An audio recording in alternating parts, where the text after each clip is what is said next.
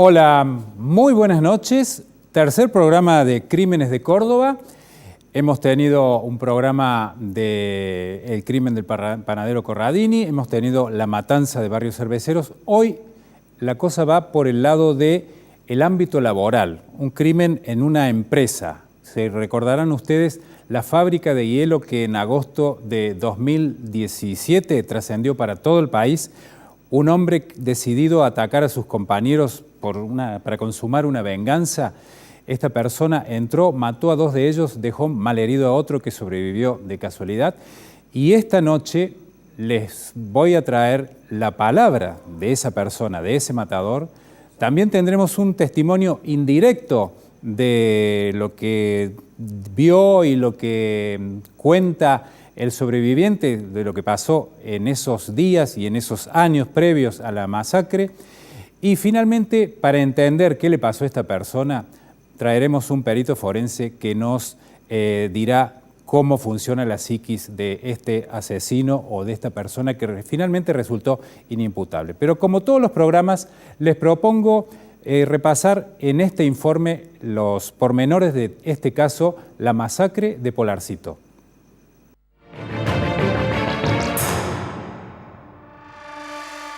El protagonista de esta historia se llama José Gustavo Suárez, alias Cabrito. Tenía 41 años la mañana del lunes 14 de agosto de 2017 cuando entró a la fábrica de hielo Polarcito armado con un revólver calibre 32, Dillon volante y decidido a matar a sus compañeros de trabajo. Primero se dirigió a la cámara de frío y encontró allí al joven Damián Rojas, a quien le disparó un balazo en la espalda y otros 3 en la cabeza. Su primera víctima cayó muerta en el acto. Luego, Cabrito Suárez se dirigió a un tinglado donde estaban el padre de Damián, Ramón Rojas, junto a Alberto Herrera. Encontró primero a Ramón Rojas, a quien sin mediar palabra le disparó desde 50 centímetros apuntándole a la cara. La bala dio en la mandíbula, pero luego Cabrito Suárez le disparó a Rojas en un brazo y otra bala que le rozó un hombro. Como no fueron heridas letales y quedó sin balas, el asesino tomó una tijera de 15 centímetros y comenzó a apuñalar al hombre que trataba de defenderse. La muerte sobrevino por la segunda puñalada en el tórax. El padre de los Rojas murió minutos después desangrado. Con esa tijera, Suárez trató de apuñalar a Herrera, que intentaba escapar y defenderse. Cuando se estaba retirando para dar aviso a la policía, la tercera víctima fue atacada por atrás por Suárez, quien le clavó la tijera en el costado del cuello. Esto le provocó una parálisis que lo dejó tirado en el piso. Suárez se retiró y consumó una serie de actos planificados. Llamó al 101 de la policía y le dijo a la operadora: «Maté a 2 y hay 1 herido. Adentro está el fierro, arriba de la mesa». Luego se preparó para entregarse, se cortó el pelo y se arregló las ropas. Al llegar la policía, nadie podía creer que fuera cierto lo que el llamado del asesino había descrito.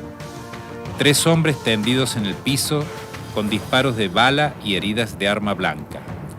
Por fortuna, Herrera estaba con vida y pidió que llamen al servicio de emergencias 107. Por eso, sobrevivió.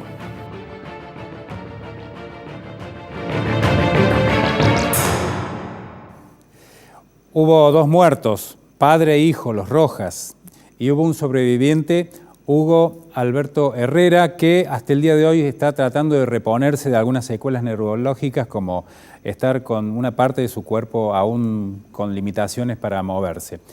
Y vamos a decir, además, que apenas terminó el ataque, después que vino la policía, corrió como un reguero de pólvora la noticia por todo el país. Empezaron a llegar los familiares a la fábrica de hielo de Barrio San Vicente y empezaron a llegar los periodistas. Fíjense el impacto que tuvo esto y la repercusión en todos lados.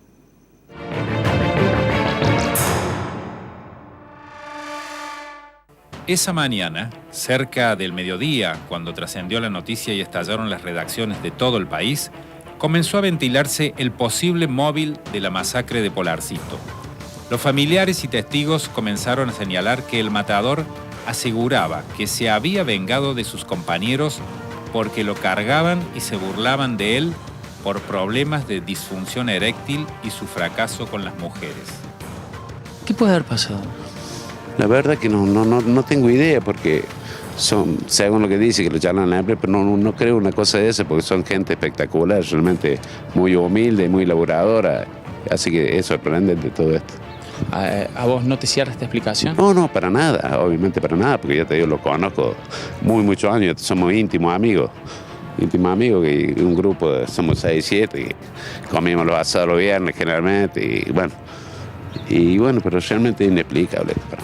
Se habló de bullying, mobbing, acoso laboral, bromas subidas de tono, pero eso no fue cierto. Todo era un delirio de Cabrito Suárez. El matador tenía un problema de próstata y había sido operado. Aparentemente eso le habría provocado algunas dificultades sexuales que Suárez no procesó sino como un delirio persecutorio. Aseguraba que sus compañeros de trabajo lo estaban envenenando con el mate y que eso le provocaba la enfermedad que tenía. Además decía que se burlaban de él y su impotencia con las mujeres. Todo era falso y producto de su loca imaginación. Si ha habido algo, lo desconocíamos totalmente. Ninguno de los empleados se acercó en algún momento a decir que tenía determinado problema entre ellos, claro, entre los compañeros de trabajo. Nunca nos enteramos de nada. Los que describen a Suárez lo reflejan como alguien muy cerrado, poco expresivo. Sí, una persona que hablaba muy poco y él venía, cumplía su trabajo y nada más. ¿Nunca se imaginaron que pasaba algo indudablemente grave por su cabeza? La verdad que no. Ni siquiera un problema de salud, que algunos dicen podría haber sido el motivo de ciertas cargadas. No, lo desconozco. Sé que él creo que tuvo una operación de próstata, pero nada más. Lo curioso fueron los preparativos y el accionar planificado de Suárez para matar a sus compañeros. Dejó una carta al hombre que le alquilaba su departamento donde le sugería que iba a hacer algo drástico y le cedía sus pertenencias. Armó una mochila y la preparó como para ir a la cárcel. Llamó la atención una expresión que incluyó en esa carta que dejó al dueño del departamento. No podía más, mi cuerpo y mi cabeza no daban más. Sentía que me moría sin hacer nada. Un poquito de dignidad.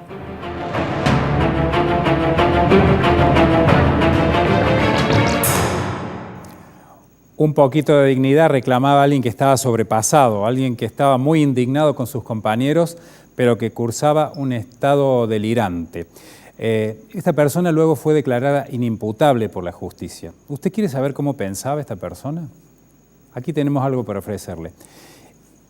Juan Federico, mi editor en La Voz del Interior, logró contactar a José Gustavo Suárez en Bower, antes de que lo mandaran al psiquiátrico de Cruz del Eje, y logró este testimonio en el cual él expresa los porqué de semejante determinación. Obviamente usted se va a dar cuenta que estaba fuera de sí. Me decían que yo era un cagón, que no tenía huevo seco, me decían. Todos los días. Todos los días. Todos los días me hacían algo más. Ellos me pagaban la luz, ahí donde estaba trabajando, porque hay 3 tubos de luz. Sí. Pagan uno. Dice, ¿qué pasa, loco? ¿Qué? ¿No ves con esto? Era para decirme loco. Yo le dije al dueño. El dueño le dijo que me dijo, ¿por qué no te vas? Sí. 2 veces me lo dijo. Él me dijo, ¿por qué no te vas? Y que estaba viendo que me estaban echando cosas. Sí. El encargado le dijo, pero tenían que haber sacado el encargado, no a mí, si yo laburaba, soy el único de producción ahí. El que hacía, el que trabajaba ahí era yo. Usted era el que picaba y embolsaba el hielo. Sí. Y él era el encargado nada más. Sí, por supuesto. ¿Por qué se arrepiente? Porque algo mal, lo que pasa. Es como estaba algo perturbado, no sé. No sé ni cómo empezó todo este video. Claro, o sea, no sabes. Pero vos hace rato lo venías pensando, ¿no, José? Yo quería que no me dejaran más. Claro. Y ahora, ¿y a los tres? ¿Tu bronca era con los tres? ¿Cómo? ¿Tu bronca era con los tres? Sí, porque los tres me querían voltear.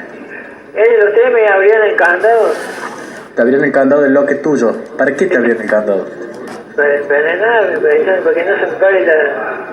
Ah, Porque no se me pare cosas. Pasa que yo me quedé enganchado con una hija o una sobrina. Yo tenía que formar parte de la familia y no me podía trabajar ahí. ¿y nunca ha tenido problemas antes con nadie usted? No, con nadie. No, sí, me iba a ensuciar por todos lados, ensuciar en la carnicería, en la gente quinela, en el gimnasio, me mataba gente que hablaban de mí. ¿Ellos? Sí, incluso cuando yo estaba en la BECU, Sí. yo hablaba del trabajo que ¿De Paloma? hablaba con los vecinos y él fue, golpeó la puerta a un vecino y dijo que yo le iba a gocear a él con la mujer, ¿A quién le dijo? a un vecino. Porque ellos en teoría eran los mejores amigos míos, pero después la mía me tiraban todas mierdas. Claro. ¿Y ellos? Y Eso. cada vez que yo me sintiera solo para aferrarme a ellos. José, ¿y no pensó en denunciarlo en la justicia o hacer otra cosa más civilizada antes que ir a pegarle tiro? Y no, la avisé fui con la cabeza visible de la fábrica y la fábrica, y el dueño me dijo, ¿por qué no te vas? Voy a poner una boba o no tenés pruebas. Claro. Me estaban envenenando, yo dijo, sabía que me estaban envenenando. Mataron de vida ellos a mí. Claro. Y me mataron bien, yo no puedo formar una familia así. Y jugábamos al fútbol todo. Íbamos afuera a jugar al fútbol. Fue de veces, pero... Bueno, yo me enteré de que me estaban haciendo y yo corté relación. ¿Y eso hace cuánto que cortó relación con ellos? Hace como 3, 4 años. ¿Sabes? Se comía asado, se comía todo y cuando yo me levantaba de la mesa me echaban cosas. Echaban cosas en la comida, en la bebida. Y ahí empecé a tener problemas de próstata. Claro. Yo me hice análisis de SIDA porque no sabía qué me pasaba. Hasta análisis de SIDA me hice. Nunca pensé que ellos me hacían eso. Y pues, eran amigos, compañeros de trabajo.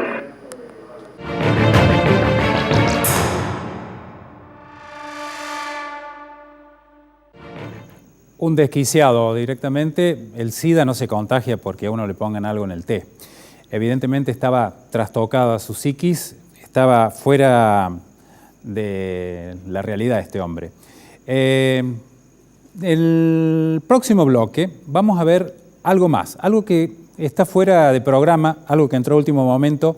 A través de otra persona nosotros vamos a tener un testimonio del sobreviviente, de Hugo Herrera, quien de alguna manera ha contado lo que pasó en la fábrica y cómo era la relación de ellos hasta que se desencadena esta mañana fatal. Bueno, hacemos la pausa y vamos con ese testimonio.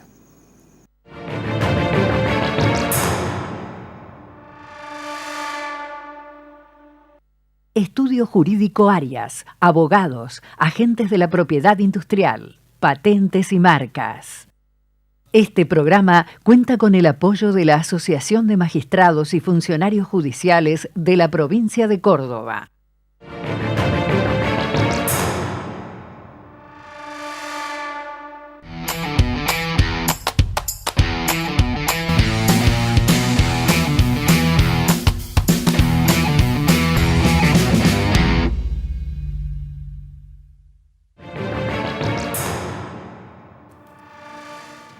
Seguimos con el análisis del caso de la masacre de Polarcito.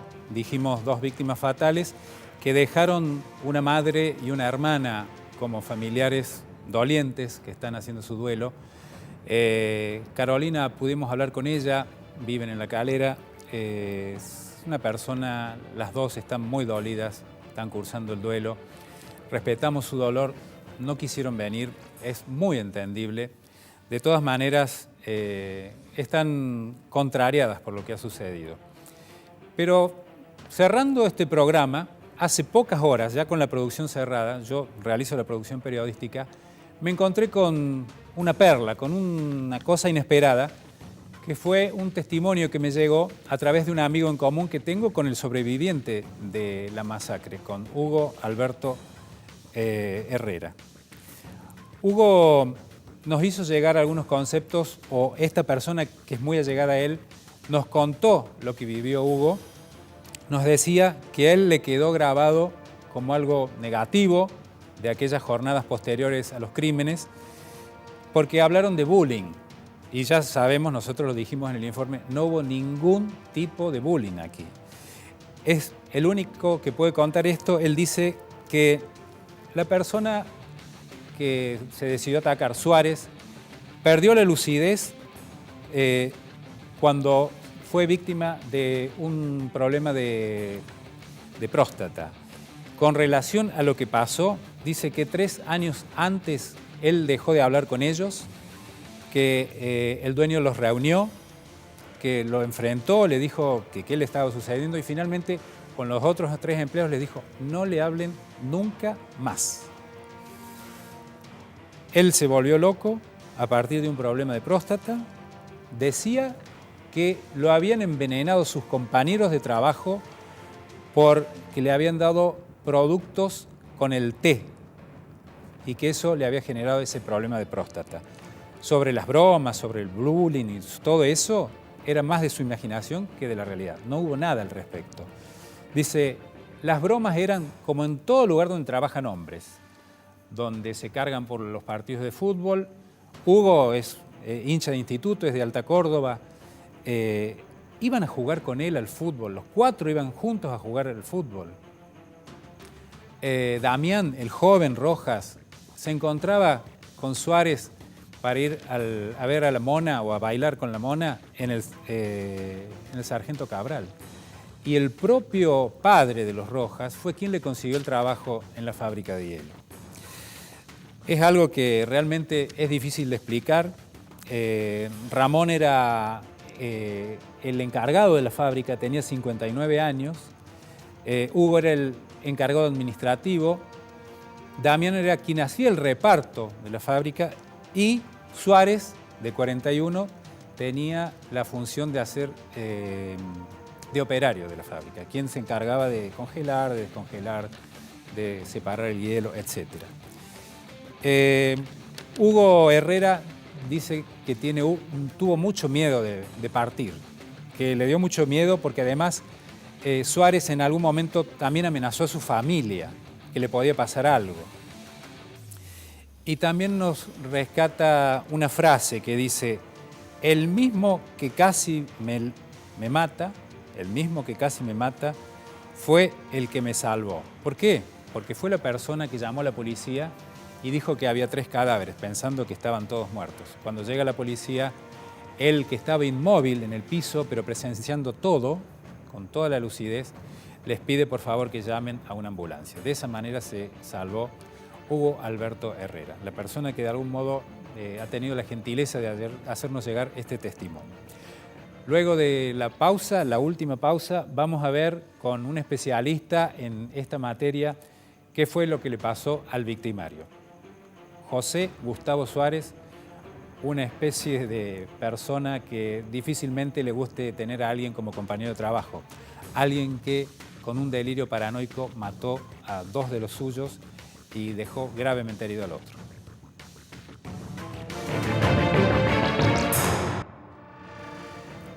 La masacre de Polarcito a manos de un desquiciado, de una persona que no estaba en sus cabales. Nosotros habitualmente nos encontramos en tribunales, caminamos mucho los pasillos y nos cruzamos siempre con algunos profesionales, peritos forenses, peritos legales, peritos que hacen, algunos son psicólogos, algunos son psiquiatras. Estamos junto a el doctor Antonio Ábalos, perito psiquiatra en aquella oportunidad. ¿Cómo le va, doctor? Fue ¿Cómo le va? el perito de la defensa, Sí, perito oficial de la defensa.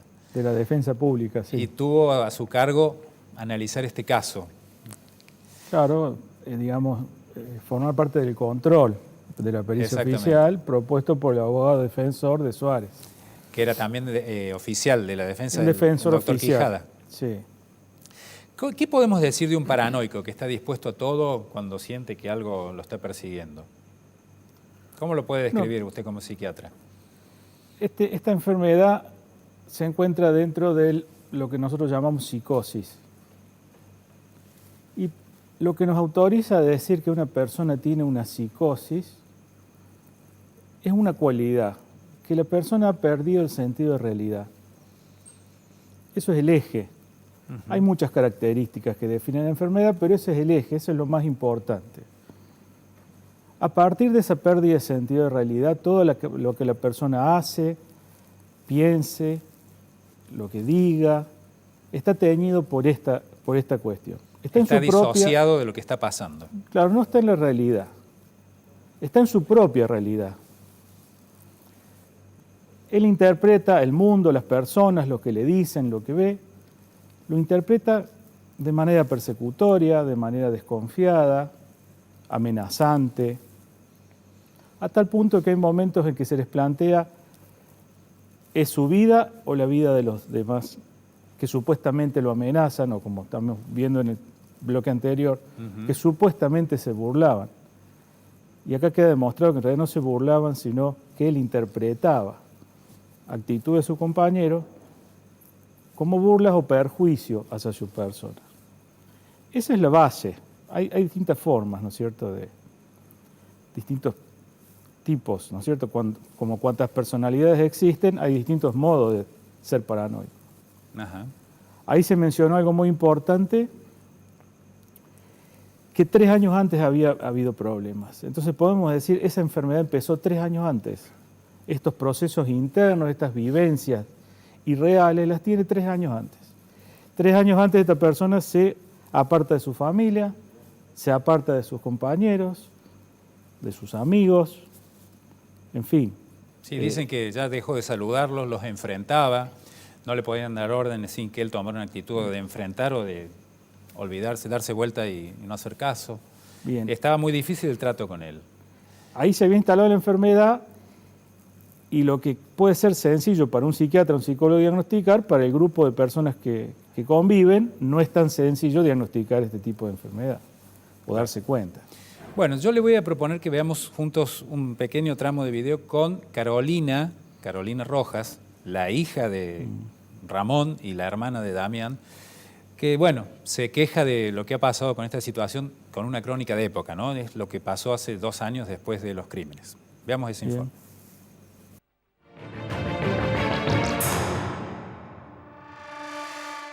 Carolina, ¿van a pedir una nueva pericia psicológica? Es lo que queremos. No en una hora se puede determinar el trastorno que supuestamente tiene en este momento. Él determinó, ejecutó, planeó, dejó una carta, llevaba con él una mochila preparada porque ya sabía lo que se le esperaba. En un momento en las pericias se le pregunta por qué estaba en Bower. ¿Dónde estás? No, ¿dónde estás? Perdón. Y dijo, estoy en Bower porque me mandó una macana.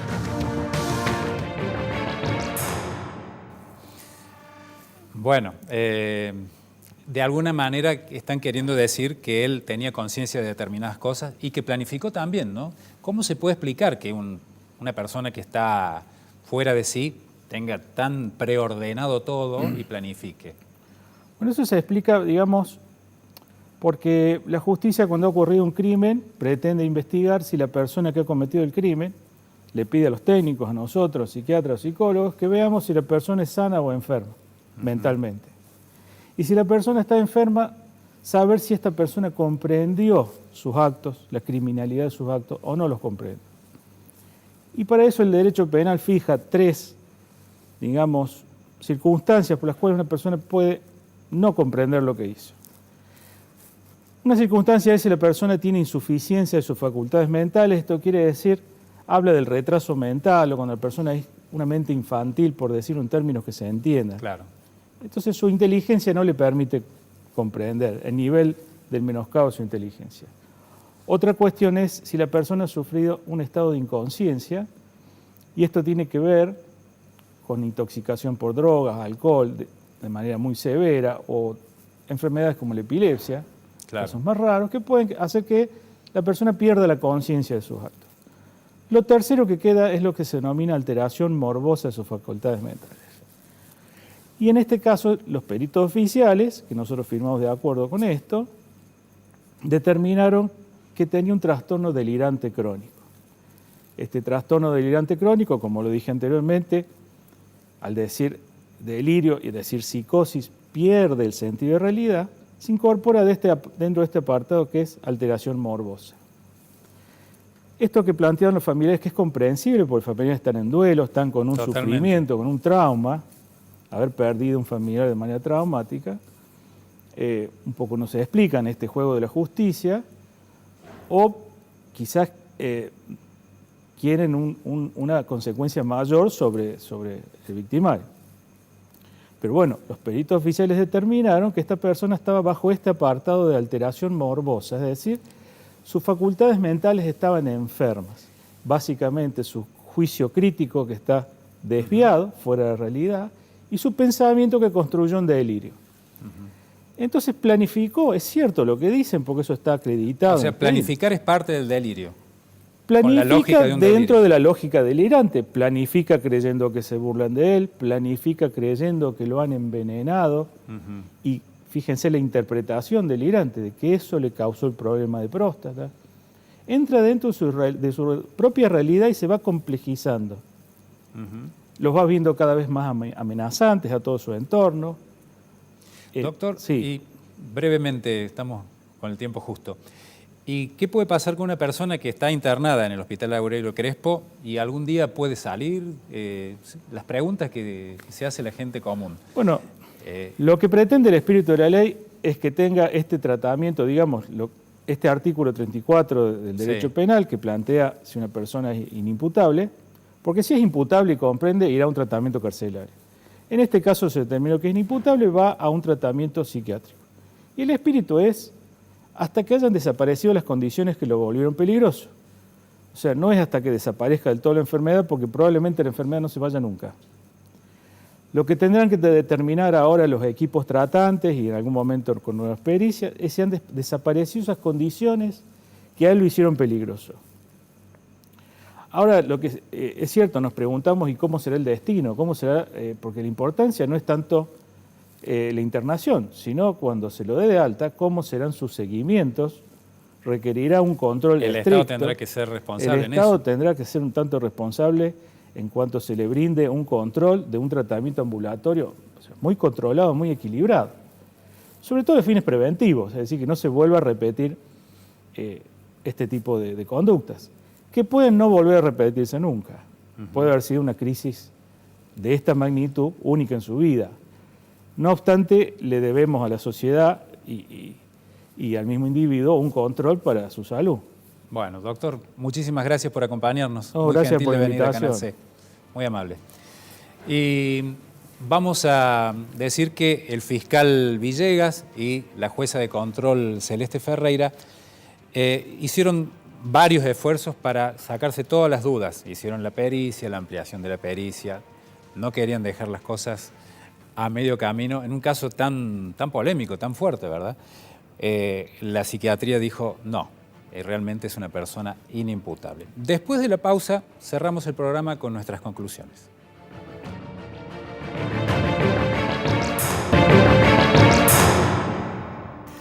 Hemos visto de esta manera el caso de la masacre de Polarcito, donde un desquiciado mata a dos compañeros y uno de ellos, por suerte, alcanzó a sobrevivir.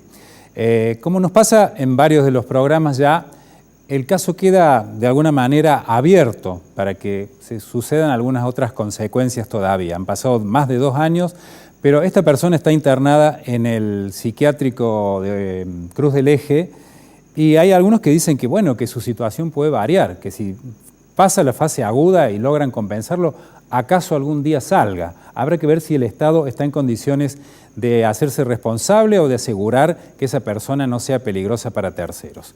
Bueno, nos despedimos, nos encontramos en la próxima emisión de esto que se llama Crímenes de Córdoba. Buenas noches y muchas gracias por acompañarnos.